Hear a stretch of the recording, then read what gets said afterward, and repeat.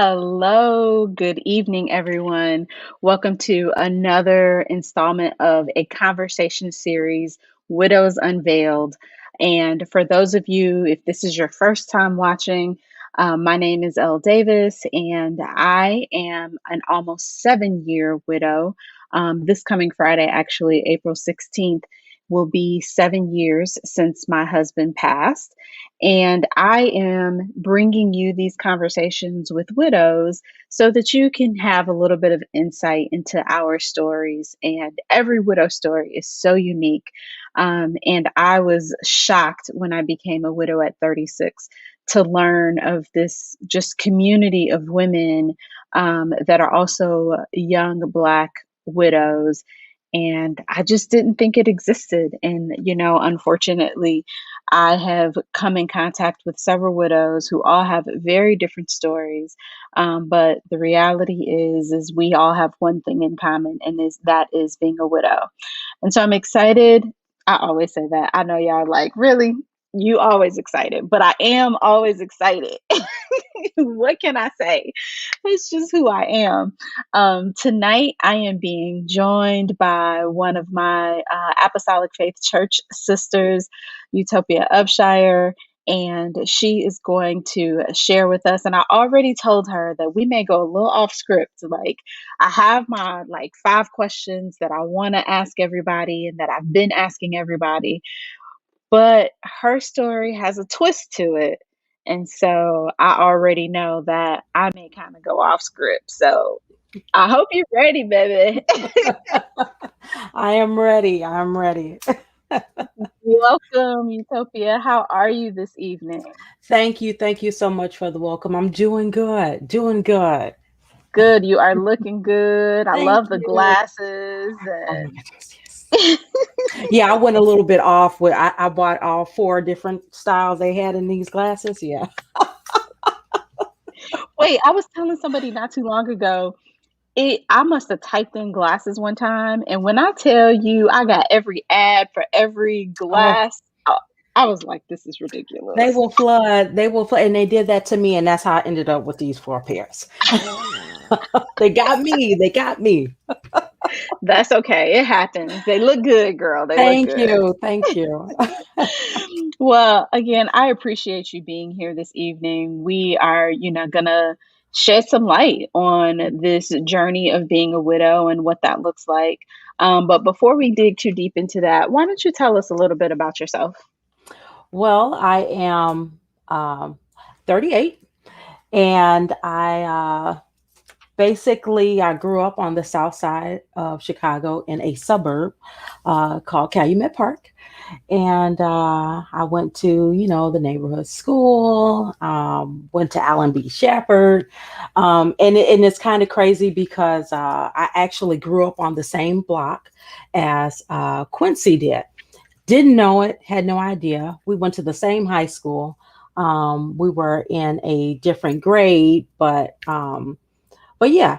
So I grew up regular, South Side of Chicago life.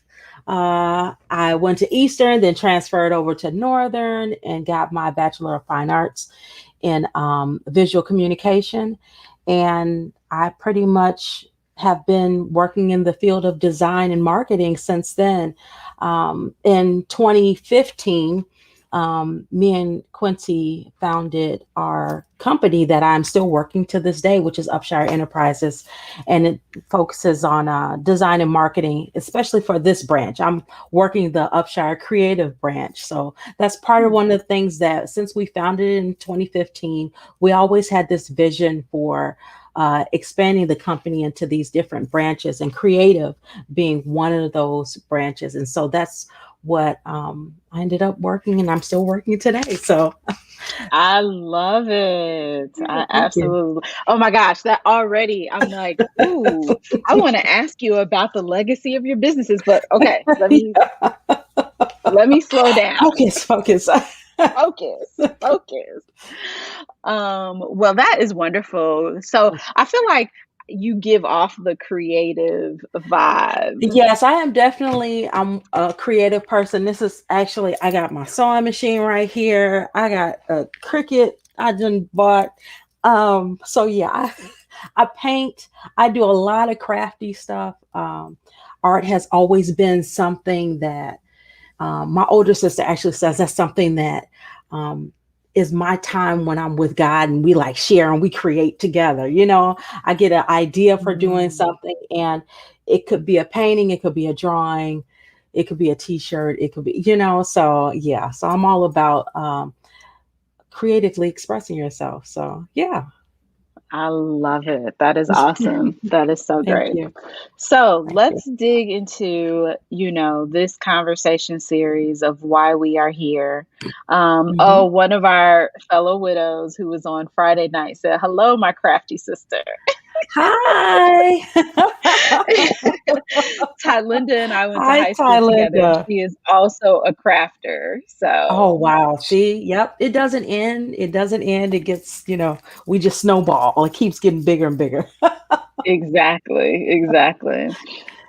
So, this is Widows Unveiled. Hmm. And, I called it that specifically because I want people to see our faces and Mm, know our stories so that they can really start to maybe not necessarily fully understand, but at least acknowledge that, like, no, I've seen stories of widows, I've heard their tales of what they've had to go through. mm, Um, and so, what I'd like you to first share with us is just talk to us about the journey, how you met Q, and and then what happened, and how you got this title of widow. mm. Okay, yeah.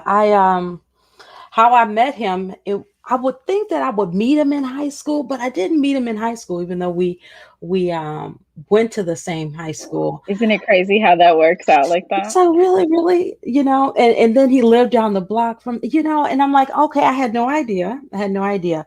What actually ended up happening is my older sister had just moved back from Hawaii, and she had been out there for about 8 years. And so she had moved back, and she had posted something on Facebook. Okay, here goes Facebook, all up in people's love mixes. But anyway, she had posted a photo on Facebook, and it was a photo of her, but it was somebody took a photo of somebody taking a photo of her. Sounds crazy, but he was in it. And I said, "Hey, that guy looks familiar." And I commented that on her page, and he said, "Well, yes, hello, Quincy's the name." I said, "Oh, okay, hi." And so that was just something that was kind of slight. I just mentioned, "Oh, okay, that guy looks familiar." Didn't think anything else about it. But it wasn't until like a few months afterwards, Quincy had he was always holding these events, these speaking, round table type things, because he loved to talk with people. He loved to hear people's stories. And so he invited my sister out, and she invited me. And so I came along. And so I'm trying to kind of like smash the story into it, because as I- you have one storyline that's going on, and then you've got a whole lot of other stuff that God's got going on in the background. So previous to this, meeting Quincy, I had a prayer on my heart about my future. And because I had left a relationship that I stayed, way too long in. And when I left that place, I said a prayer for my future, because I said I'm going somewhere. So I know I'm not supposed to be here, but wherever it is, like, Lord, I need you to go with me, and I need you to guide me. And I wasn't giving the Lord my shopping list. I was just saying, like, they say you should ask, so I mentioned things like, Lord, let my home be filled with laughter and love and music and Mm. art and creativity, and let us both mutually respect and love each other through it all. So that's what I said. And that was my prayer. And so I ended up meeting Quincy and at the speaking thing, and it reminded me of a prayer that I had prayed. And I said, Lord, can you make my husband smile today? I didn't know who he was. I didn't know what he looked like. I said, Lord, just can you make him smile today? And I would say that prayer I was saying that prayer for months. And I don't know. Wow. I said, Lord, I don't know who, you know. And so, so I was saying that. And and then I asked the Lord, I said, Lord, okay, when he comes along, how do I know who he is? You know, and he said, and I got to answer back because when you pray and you just like keep talking, you're going to hear something back. And so I ended up, Mm-hmm. you know, getting this word that he said, out of his mouth will come my words. Mm. So I'm at this speaking engagement, this speaking thing, maybe, you know, like a month or so later. And somebody asked at the very end of this 3 hour long event that we were there, somebody asked about prayer. Now, this was people from all walks, you know, it wasn't just, you know, believers and things like that. But somebody just asked, you know, at the end, like, do you guys think prayer works? And so it led to people answering, and at the end, Quincy gave his um, explanation as to why he said that prayer does work. And he basically gave like a testimony of his, and then he all of a sudden now he's quoting the word, and I'm like, oh, okay, that's kind of cool. And I'm not thinking anything about it. I'm like, oh, and I was like, you know, when somebody quote the words, you start to kind of look at it a little different, like, oh, you quoting the words, so you know, okay, What okay. you know? What Right. you what Tell you be me. doing? Now, little did I know, I had no idea that was the churchiest little dude. I said, I have never met someone. Now, I was raised in the church. You know, me and my sister-in-law Churchiest went to little dude, church. though. Did you really say the churchiest little He was dude? the churchiest. He was always singing about, it was always something about church. It was always singing a song, singing gospel song, talking about Jesus. You know, he'll bring up Jesus like that, you know. And so I didn't know, you know, and I was like, oh, okay, that's kind of cool. The next day he ends up inviting me, and I'll try to cut it. He ends up inviting me to go see The Life of Pi. And I was like, you know, I was working downtown. I was like, no, I got things to do, like go home and sit there and then go to bed, you know, because I'm a homebody. Anyway, he invites me out. And we basically, long story short, end up texting one another the following day. And I just was just like, let me just get to the chase. I'm not looking for anyone, but I Mm. just said, you know what? I'm just going to get to the chase, and I'm going to ask him the question that I've been praying. And I said, Stra, I just got a random question for you. Did God make you smile? I just asked because I'm just like, I don't want, I Oh, just want to know. And I didn't hear anything back. It was like silent. I was like, why would you ask? Why would you ask that? You know, why would you even ask that? I'm saying that to myself, like, why would you ask that? And then a couple of minutes later, I got a reply back that it wasn't just a sentence, because I was like, if he just said yes, and I was like, nope, that ain't it. That ain't the oh one. my God! What did he say? I'm sitting here like I He can't wait to sent hear what he he said. sent back a paragraph in a text message. He said, I'm not sure if this is for me, but I'm going to answer it anyway. And he brought up how when his father passed, he had lost his smile. And oh, yep, I said, Mm. he said, I lost my smile. I've always been a type of guy that will smile, and you know, he said, but when my father passed, I lost my smile and I got into a very dark place. And then he said, but when I saw my father in the casket and he was smiling, he said, if my father can lay there and smile in death, surely I can smile in life. And he said, so Oh, that is how God made me smile. And I said, so then you get that, what do you call it? Not your heart drop. the That butterflies and no, that scared feeling, like you just oh yes. because I Mm-hmm. was like, oh no, that was like, it's him. that's him. And I was like, Wow. so it felt very much like I, I felt like I'm taking a leap of, I know what I pray for. I know what God has said to me. Do I believe what God has said? And I took that leap, and it felt like I was leaping off the edge of a cliff, but I had no idea that all of this was in there. That because Mhm. I was like, I was trying to follow God so close, like, no, I don't want to do what I did before. I want what you want for me. And it ended up being that, really amazing relationship that I could say we had harmony. We used to try to figure out what it was, that it wasn't okay, things happen and then like, okay, you just like really just, it was like things happen and we find a way to, work together through that thing. And so we Hmm. had we had we had harmony. So that's the big part of it. That's who I married. That's who I ended up going on this wild journey with, that I'm still on. That I'm still on. Absolutely. Absolutely.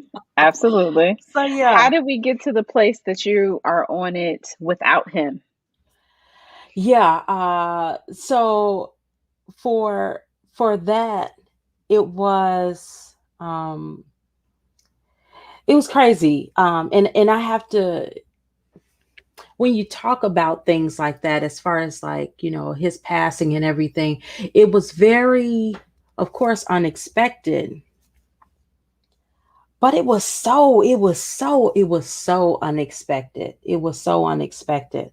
Um, he, I had, it was like I had just talked to him. I had just like literally texted and talked to him. Mm-hmm. But so like even the timeline just didn't really make sense to me. But it was in February, of course, and so we were people, we were service minded. We've always been service minded. So we were busy doing for others. I wasn't with him when he passed. I wasn't around him. I was actually shoveling snow here at my mother's house. And then, I went back to our apartment and I got a call. I wasn't there for long. I got a call saying that he was not responsive. And I said, "What you mean?" I said, "Okay, I'm on my way." 5 minutes away we live. 5 minutes away, less than 5 minutes away. I hop in the car and I'm praying the whole way. And I said, "Devil, you will not have my family." That's what I said. I said, "You will not have my family. You cannot have my husband. You cannot have my future. You cannot have my son." And then I said, "Lord, whatever it is that I'm coming up to, I believe that you have prepared me for it and that you've got me." Did I expect him to be alive? Yes. I was not expecting him to not be alive.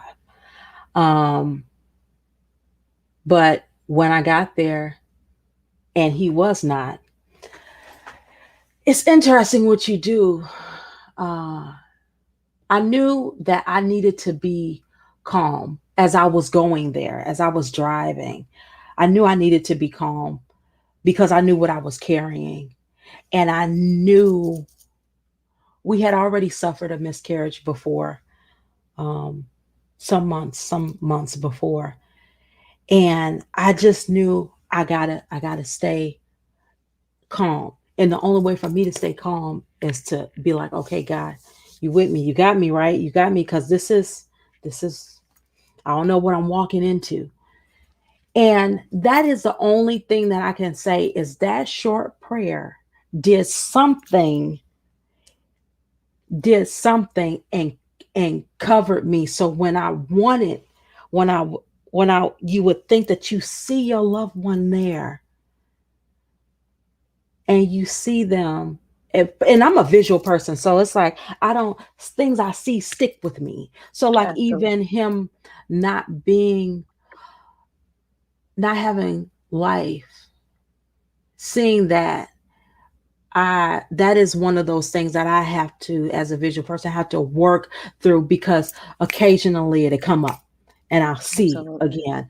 And I had to say a different prayer. I said, Lord, I need you to turn that, Yes. because sometimes the things that we remember, sometimes the things that we remember in thought, and the things that we remember uh, in our mind's eye can taunt us. And it's like touching a wound.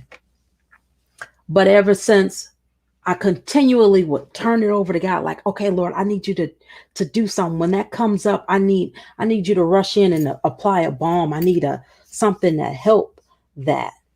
Hmm. Um, and so and he did that. So as I'm there, and I said to him, I used to call him Paw. He's called him Pa. And I said, and I called out to him, I said, Pa, just like this, Pa. And I didn't hear anything back. And I said, okay. But here's the thing that God really did in that, is that in less than 5 minutes, I was not there for 5 minutes before um, Lula, Sister Lula, Hmm. was right there. And this was another member of AFC. She was right there. And I didn't call nobody. I didn't even have time to Right. really. To And think she, what's right, happening, right? she was Yeah. right.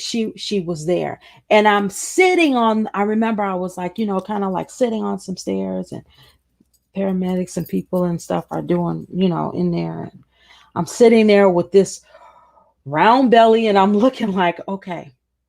And to say that I was in shock was like, uh, I wasn't shocked, but I was very clear minded. I just was thinking, keep breathing, keep breathing, keep breathing. And with each breath, I just was able to put one foot in front of another in that moment. Um, and I think in 20 minutes, there were more. We have a senior set of godparents, which are the Bensons, Janet Benson and Sydney Benson. And so, um, and then, oh my goodness, it just to be back there in that moment. There were so many people there, that because it happened right above where he worked, which was the barbershop. Hmm. And he had went up there to take a breathing treatment because he was having some asthma problems. Mm. And and it's it was just so strange. It was just so strange. It was like it was just sudden. It was just so Yeah. sudden. So yeah, so there's just I was surrounded immediately, um in prayers, and and I had my moment there in that hallway, and I'll never forget, I was standing between um Miss Benson and and I, she was just holding my hand, Hmm. and Sister Deborah Akins. And it was like God said, in that moment, you have two pillars here, that if you need to fall, you won't fall to the floor. Because Somebody's as there to women, hold you. They got right? you. Because Yep. as women, I Hmm. think we, sometimes just are so used to, okay, let's grit and bear it and do what we need to do in this moment and get through. But he said, in this moment, you can be weak here. Yeah, absolutely. So Absolutely. I just thank God for that. And so, yeah, it was so many different movements of God, that happened. And So how many months pregnant were you at the time? I was 5 months pregnant.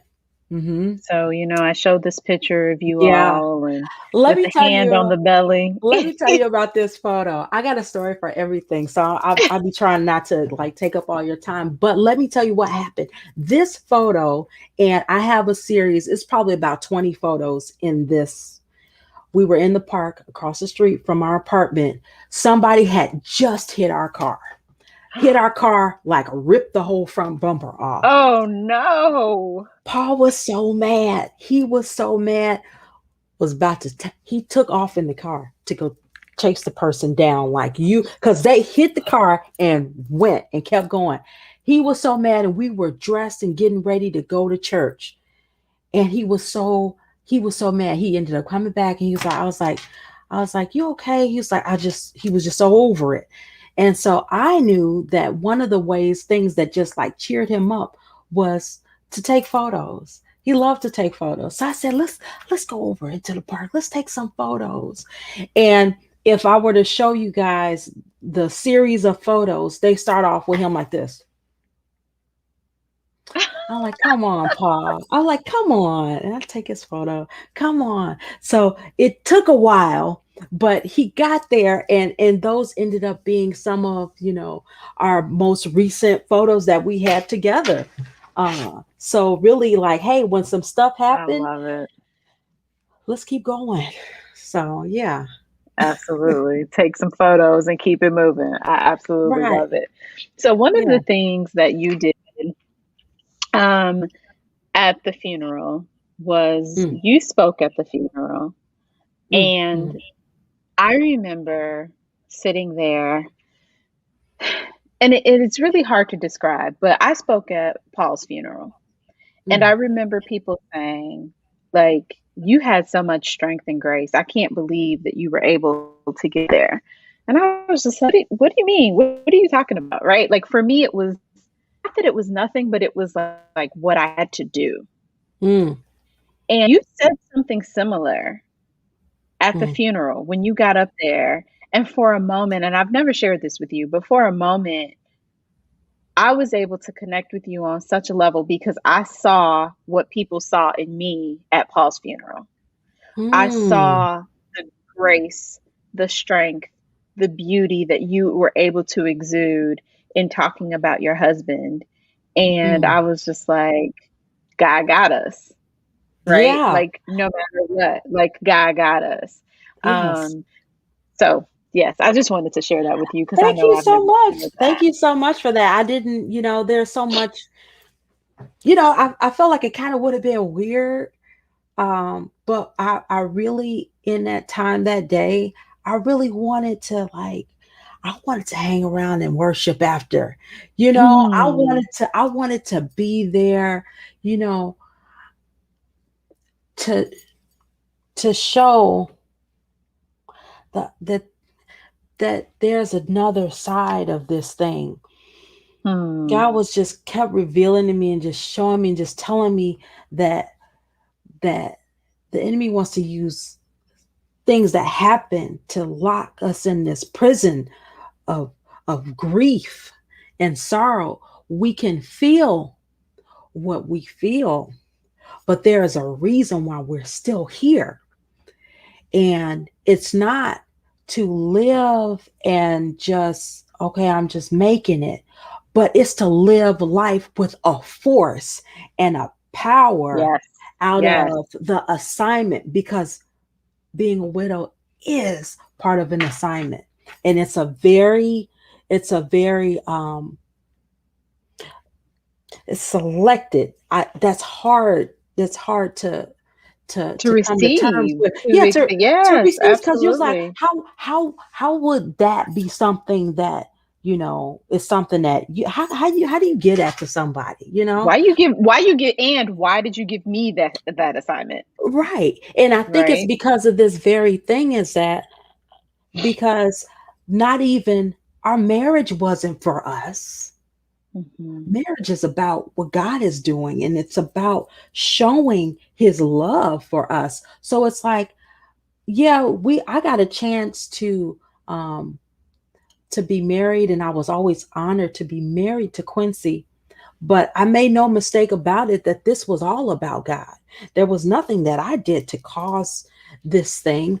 And so that's part of kind of, how I think about it now is that, I'm continuing in this life. Um, there's so much that I could say I didn't pray for. There's so much I could say I didn't ask for this. Um, but this is my portion and this is what I have been given. And in different points in my life, it brings out a different part of me that I had no idea existed. And Absolutely. so for that, I'm so grateful. I'm grateful. I love that. And so you mentioned grief. How have you been able, we'll get into a couple questions. We probably won't get to all of them. But how have you been able to manage grief to this point? It has been, it has not, it's not a smooth go of it. In the beginning, I used to say to the Lord, I said, how is it that I can have all this understanding of knowing where Quincy is and being at peace of where he is and um, knowing that, I'll see him again and all of that. And how is it that I felt like I had all this understanding, like, God, I get it. I get it. How could I have all that understanding and still feel so much pain? Hmm. I said, why can't I just get over, because I felt like I was just trying to get over. No amount of what I understood could make that hurt any less. Hmm. And he says, I need you to be able to communicate, to relate to people. You've got a story to share. You've got there's more that's there in this life for you. And being in touch with that feeling is part of this journey. And so there were times, in the very beginning, I was like, okay, I don't understand why I still feel this way. Um, and then kind of creeping up to when it's time for, little Quinny, and Quinny is what I call him, baby Q, but he ain't no baby no more. He's a big old boy. He's getting big. Yeah. Yeah, that's my little guy, little tornado. He tears up everything. Um, he is seriously, he's Quincy, but just like raw, like turned up. I ain't never seen nothing like this before. He keeps me on my toes and busy. Um, so here comes the time when it's time for Quinny to be born, and everyone is saying to me, "Okay, ooh, you're looking forward to, like, yeah, he's going." They would say, at least God gave you a little something to move forward with, but they didn't Mm. know. And I didn't say this. I was dreading it. I was dreading the day that That's real, though. because That's real. I was like, this, it meant for me that something new was happening that Quincy wasn't there for. And so I began to get in the season of dreading new things happening because it meant I was further away from when Quincy was here. Yes. And so that was just like so like strange. But you could see how that could be detrimental because it's like you don't want your baby to grow up. You're like, okay, but he is, Yeah. there's nothing that you can do about them growing. It's like, okay, I've got to grow too. So I drug my feet a little bit. I didn't want to, I didn't want to move forward. I didn't want to move forward. And really, to be honest, there were even definitely some points where I started looking at my life and I'm saying, I mean, I started saying, there's more people on that side. Mm. The ones that I love, my mother, my birth mother, she passed when I was, 12. And, you know, Evelyn, the daughter we didn't have, and Quincy's over there. And, I'm like, so it was like a very strong thing about our love, about loved ones being gone and on that side. And so it was very tough for me because I had to then work my way out of, saying that it's better to be there than it is to be here. Yes. That's real. That's real. That's real. Hmm. And it took a snowstorm. Y'all know all this snow we just had this past, and we had about 3 days Hmm. of really bad snow. It took a really bad snowstorm really to get me back into life. Mm. That's real because I I got to a dark place. I was like, oh man, like I'm just doing day to Just going day. through the motions. Yeah. Yeah. And in one word, God changed it all. I'm out there shoveling snow and I'm just like, okay, I'm just working it, working it. And God just asked me, when did you stop fighting? Mm. Why did you stop fighting? And when God says something, it's not just what he just said. He says a thing and it strums all these different chords. Why did you stop fighting here and here and here and here? And I was like, ooh, Yeah. Not just in that one place, but yeah, multiple places. Yeah. yeah. And so it was from that moment that I said, I got a lot to fight for. I'm Hmm. back in it. I sat on the side, but I said, oh, okay, no, we got to get back in it because we're here. We're still here. And I think that relates to that, that concept of, legacy. There's Yeah. more. There's more here. And because every day we have breath in our lungs, deserves fight, deserves not just go through life, but go through life powerful, because that little guy in there, he's a force. And I'm like, I owe it to him to be a force as well. So I got to be able to keep up. So I love that. Go through life powerful. yeah, Is that, would you say that that's the legacy that you are holding on to and transferring to Lil Q? you know what? The main thing is the legacy that I could say Quincy's legacy. The legacy is faith, Mhm. because that man did not move without faith. He didn't do nothing without praying. Lil Quinny, he sits down, he don't say all his words, but when he put his little hands, he go.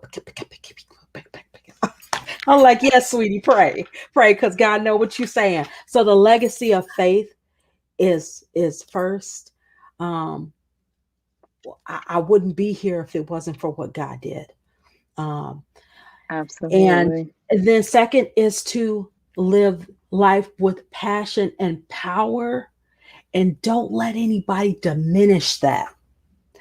Don't live small. Don't do it, because God didn't put us here to play it small. He said, you go for everything Mhm. that I put in you, pour it out. So yeah. Yeah. I absolutely love that. That power is so true. And it's, when you're talking about that, I'm reminded, I remember one of my aunts told me, in essence, the same thing. Like, she's like, Paul is gone. You're still Mm, here. You have life to live. And I remember when she first said it, I couldn't receive it very well. I was like, yeah. but my It's husband is so gone. offensive. Like, what Right. you say? Right? I was like, but my husband, what don't you understand? Like, my husband is gone. Yeah. But the more and more I like replayed what she said and thought about what that meant, I was like, she's right. Mm, Paul is gone, but I'm here. And I'm still here for a reason. yes. Because if I'm not meant to be here, guess what? I wouldn't be, Yep. You're you right. know? So we have to definitely keep that in mind. So, two more questions. Sure. I'd like to know, what words of wisdom do you have for a recent widow? Mm. I would say communicate, talk, keep talking, share. It's very easy. I said earlier I'm a homebody. It's very easy to kind of withdraw within yourself, and just kind of keep your thoughts and keep your comments. And I prayed a lot. And sometimes I call just my conversation. I'm just talking with God. But also there's something to be had in community. Absolutely. We have to link hands and connect with one another. Um, because when you go silent, the enemy likes it when you're silent because he's like, okay, I can play with her thoughts. But if you can Mhm. speak out of your mouth what's up here, sometimes you'll hear, okay, that don't sound right. Maybe I don't feel that way, or sometimes you do have to hear those thoughts out loud. So it's good. It's good to talk. That's why I think what you're doing is just so great. Because it it's perfect, exactly like you said. You're unveiled. Mhm. There is no shame. There is no shame. And I think sometimes um that's what silence does. It's like, oh, okay, well, don't say that, or don't, oh, here you go, you crying again, or oh, you talking about him again. Listen, you I'm gonna want to talk talk about about, them for forever.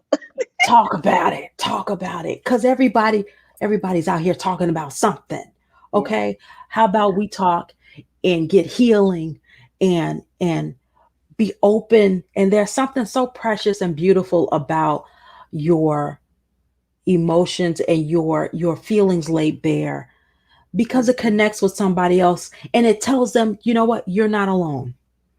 Because that is the narrative so often, that you are alone, whether you're dealing with, you know being widow, or whether you're dealing with addiction, or whether you're dealing with, other issues and things like that. A job loss, Right. They're anything. always trying to say, Yeah, oh, okay, yeah, see you, because they think it's not like you, and that there's shame. There's something about what yeah. you're going through that can't be talked about. Mm-mm. You lay it out there because it lets other people know our stories are for one another.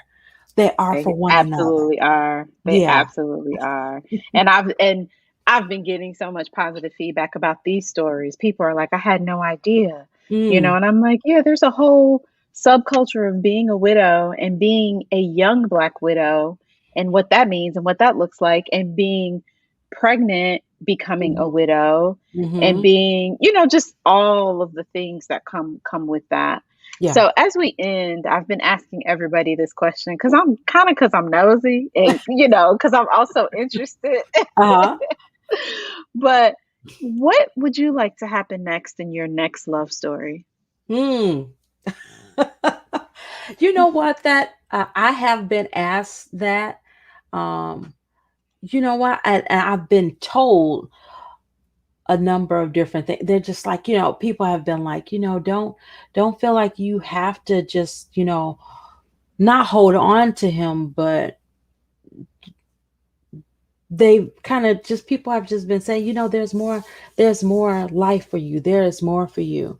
Um, and for a while, I'm just like, okay, thanks. I just,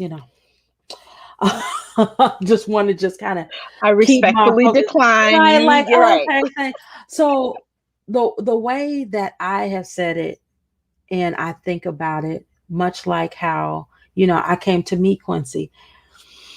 I know what I want for my future. I know what I have in this son, this boy that is headstrong, and my prayers are often out of, Lord, okay, you have never not met a need, and so you know what will be needed in the future.